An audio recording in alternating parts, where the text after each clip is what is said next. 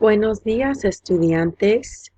And for periodo 8, buenas tardes, estudiantes. Hoy es jueves, el 13 de septiembre del año 2018. Today we are going to do a fun activity, and I wanted to be very clear and allow you guys to see the rules so there was no confusion, only enjoyable Spanish learning going on. So here we go. Today's activity is something new for us, and it's called a running dictation.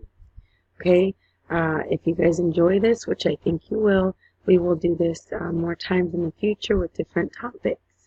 All right, a running dictation is a group activity that will help you work as a team, practice your Spanish, and learn a story or about a specific topic. Our first running dictation today will be about la independencia de México. Sí, la independencia está en el 16 de septiembre, este domingo. Okay? You guys are going to form groups of 4 students.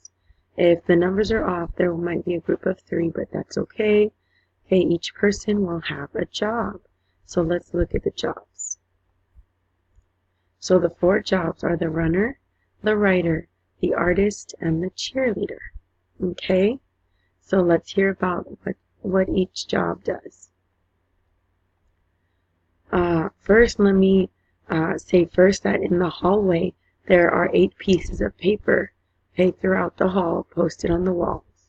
Each has a sentence in Spanish on it about la independencia de Mexico. Okay, each one has a letter on it. It's labeled A through H. Okay, they're not in order, so you don't have to go A, then B, then C, then D. They're out of order on purpose because later you will put the sentences in the correct order that makes sense as a summary about la independencia de Mexico. Okay? So the first job is the runner. The runner has to go outside to each paper, and they will, without bringing pencil and paper, they won't be writing, they won't be taking any pictures using their cell phone. It's just pure memory, okay? You guys will memorize one sentence, or even if one is too much, a half of a sentence from one of the papers. You'll come back quickly. You'll run back to the writer in the group where you will say the sentence to the writer, and they will write it down. The writer's not allowed to come outside with you. Okay, again, you're not allowed to use anything to write with or take a picture. You have to remember the sentence in your brain and come back and say it in Spanish, okay, to the writer. They will write it down the best they can. And if they only got half of it, then you will go back and remember the other half to say to them, okay? Let's see. If the runner gets tired, you can alternate running with the cheerleader. So you can go to one sentence and get that one, bring it back for the writer, and the next one, the cheerleader can go and do it, okay? Let's keep going. Only one person per team is allowed to be outside at once. Okay, and if this is too hard of a job for the runner, you guys can switch it up within the groups if you need to, okay? If more than one person goes outside at a time, the group will be disqualified. All right, the writer will write down the sentences that the runner tells them. Okay, the sentences need to end up being perfectly written, spelled, and with accents. So if the writer, already knows any of the words, that might help. But if not, the runner just has to make sure that they know how to spell it with accents, or that they will recheck. Okay, the artist will have help from the writer and the cheerleader to translate what the sentence means in English. You do not have to write it in English right now. Okay, you're just going to understand what it means in English.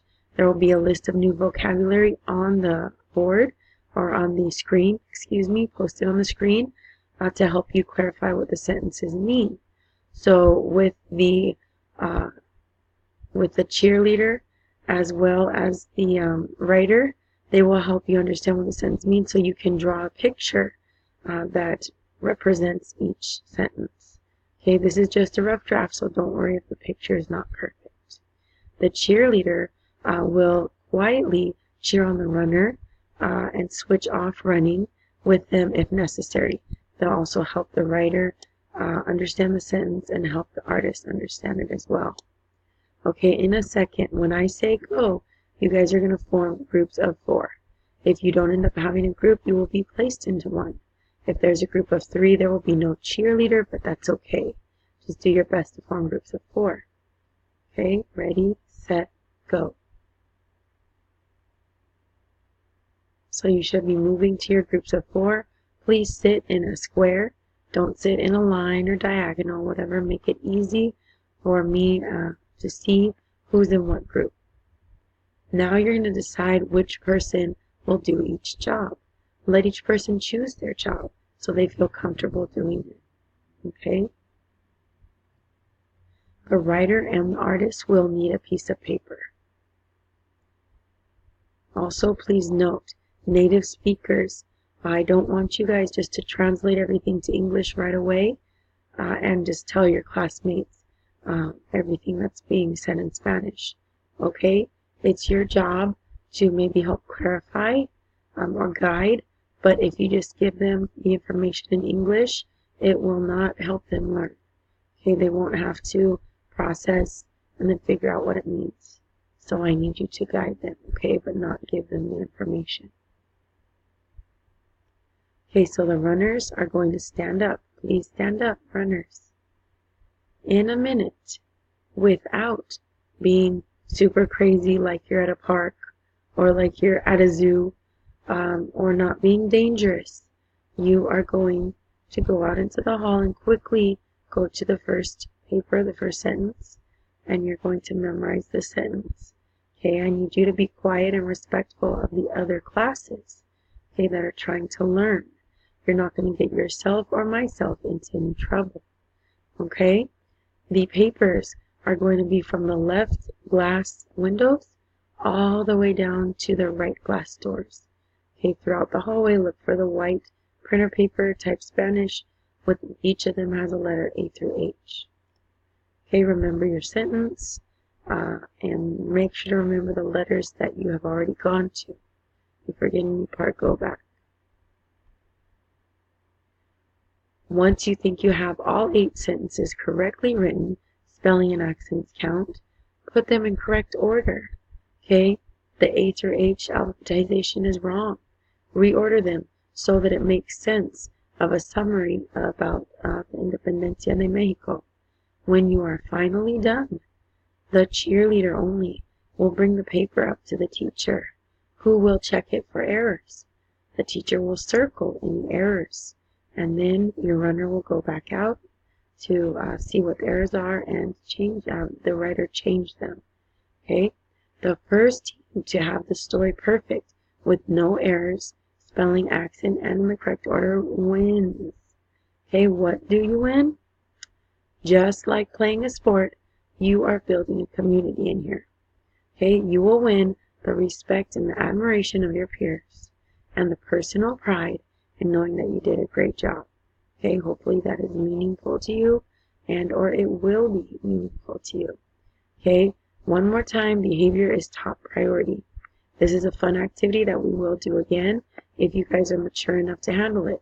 If not, it will be taken away from everyone. Okay, and for 8th period, it is Miss Santana's, place to tell me how you guys behaved, how you guys did, how you listened and worked together.